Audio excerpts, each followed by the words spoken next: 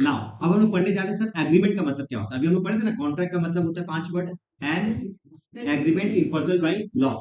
हम लोग समझने जा रहे हैं सर एग्रीमेंट का मतलब क्या होता है। उसका सेक्शन नंबर कौन सा बताओ? सेक्शन नंबर 2H में बताया गया एग्रीमेंट का मतलब क्या होता है।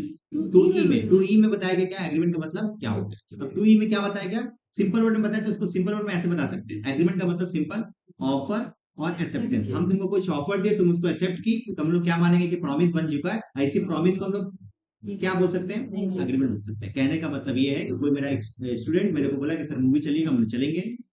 वो मेरे को ऑफर दिया था, हम उसको एक्सेप्ट किए, तो ये क्या बन गया हमारे बीच में। बट याद रखना कॉन्ट्रैक्ट नहीं बना। कॉन्ट्रैक्ट कब बनेगा, जब लीगल ऑब्लिगेशन हो।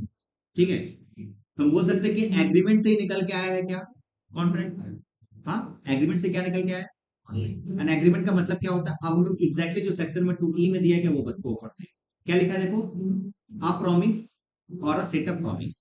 मतलब या तो एक प्रॉमिस हो या फिर बहुत सारा प्रॉमिस हो। अ सेट ऑफ प्रॉमिस और a set of promise forming the consideration, जिसमें दोनों पार्टी को कुछ ना कुछ फायदा क्रिएट होता हो, उसे क्या कहेंगे हम लोग बताओ, एग्रीमेंट। अगेन सुनो, अ प्रॉमिस और a forming the consideration for each other is known as what, agreement. अब फॉर्मिंग मतलब क्या होता है, बनाना, क्रिएटिंग।